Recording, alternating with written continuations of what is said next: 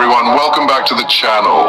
Today we're diving into something truly mind-blowing. Like seriously, this one is going to keep you up at night. You've probably heard whispers about it, maybe even a stray comment on a Reddit thread, but today we're uncovering the truth behind the Bluebeam project. Buckle up guys, because things are about to get really weird. Okay, so picture this. NASA, the organization that sends rockets into space, is secretly controlled by, wait for it, the Antichrist. I know, sounds crazy, right? But this is the foundation of the Bluebeam project.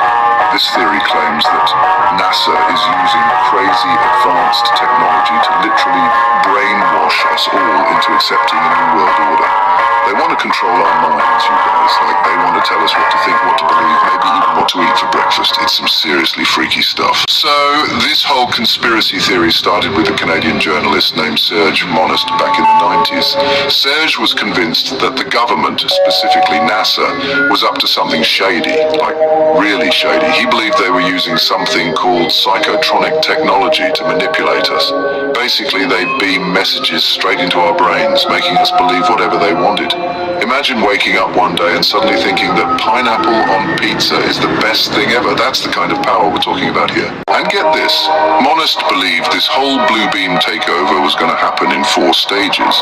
It's like something out of a dystopian sci-fi movie, but scarier because people actually think it could. First, they'll dismantle all our history and religion, making us question everything we thought we knew. Imagine waking up and suddenly the pyramids are gone.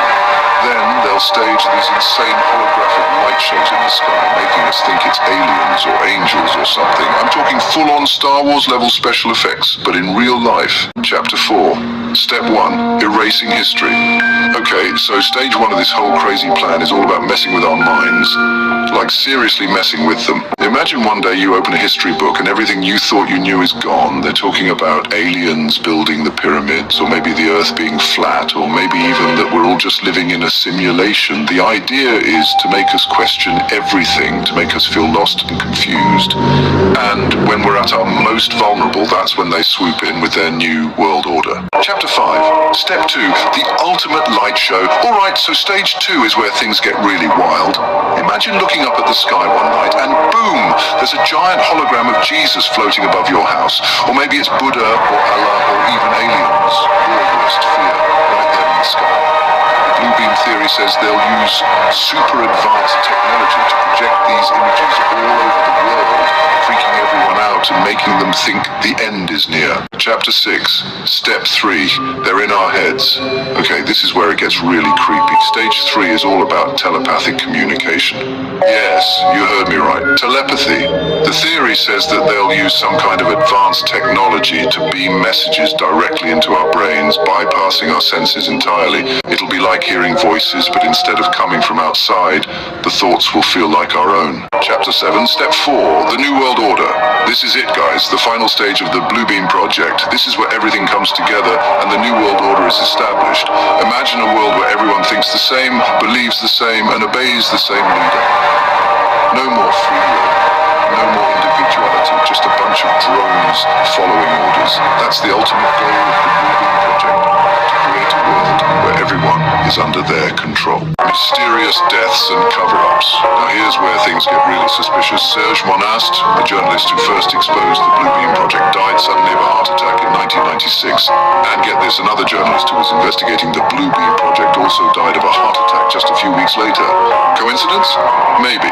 Or maybe someone wanted to silence them before they could reveal too much. Chapter 9. Is it real or is it fake? Now, of course, there are a lot of people out there who think the Bluebeam project is a load of baloney.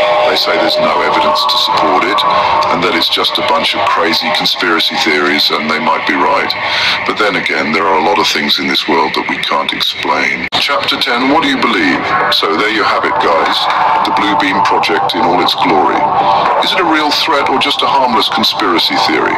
Honestly, I don't know. But what I do know is that it's a fascinating topic that makes you think about the world in a whole new way. Outro. Thanks for watching. So what do you think? Is the Bluebeam project just a wild conspiracy theory, or is there something more to it? Are we just pawns in a giant cosmic game being played by who knows who? I need to hear your theories, guys. Let me know your thoughts in the comments below, and don't forget to like and subscribe for more deep dives into the unknown.